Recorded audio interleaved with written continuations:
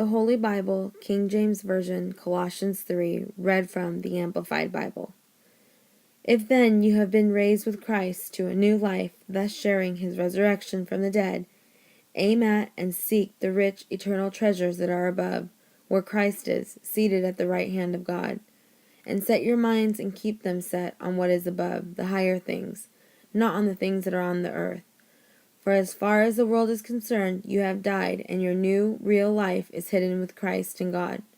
When Christ, who is our life, appears, then you will also appear with him in the splendor of his glory.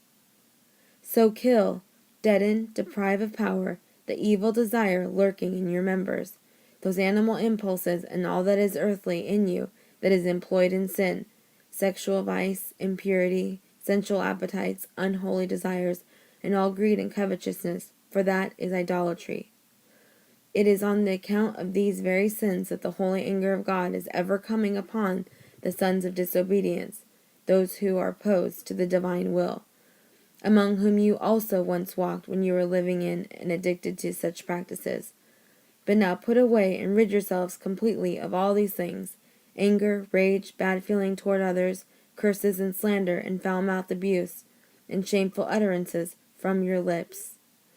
Do not lie to one another, for you have stripped off the old unregenerate self with its evil practices, and have clothed yourself with the new spiritual self, which is ever in the process of being renewed and remolded into fuller and more perfect knowledge upon knowledge, after the image and the likeness of him who created it.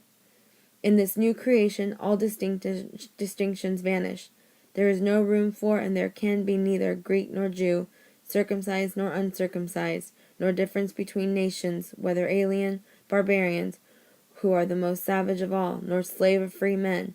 But Christ is all and in all, everything and everywhere, to all men, without distinction of person.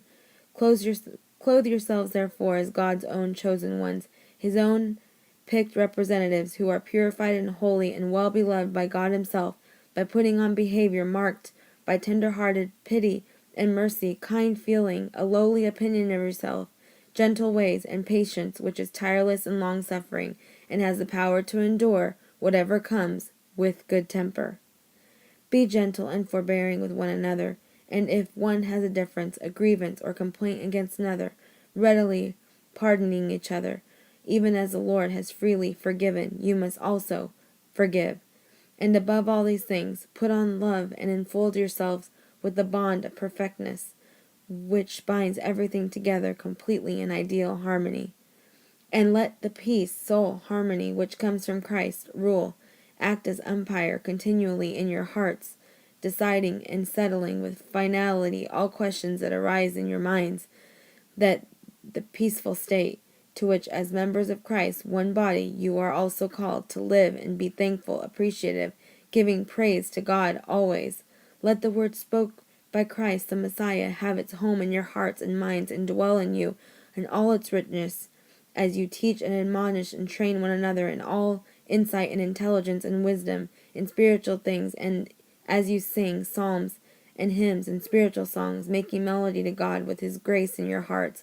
And whatever you do, no matter what it is, in word or deed, do everything in the name of the Lord Jesus, and in dependence upon his person, giving praise to God the Father through him. Wives, be subject to your husbands, subordinate, and adapt yourselves to them, as is right and fitting in your proper duty in the Lord. Husbands, love your wives, be affectionate and sympathetic with them, and do not be harsh or bitter or resentful toward them. Children, obey your parents in everything, for this is pleasing to the Lord. Fathers, do not provoke or irritate or fret your children. Do not be hard on them or harass them, lest they become discouraged and sullen and morose and feel inferior and frustrated, and do not break their spirit. Servants, obey in everything those who are your earthly masters, not only when their eyes are on you as pleasers of men, but in simplicity of purpose with all your heart, because of your reverence for the Lord, and as a sincere expression of your devotion to him. Whatever may be your task, work at it heartily from the soul, as something done for the Lord and not for men, knowing with all certainty that it is from the Lord and not from men that you will receive the inheritance, which is your real reward.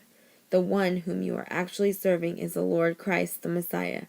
For he who deals wrongfully will reap the fruit of his folly, and he punished for his wrongdoing. And with God there is no partiality, no matter what a person's position may be, whether he is the slave or the master.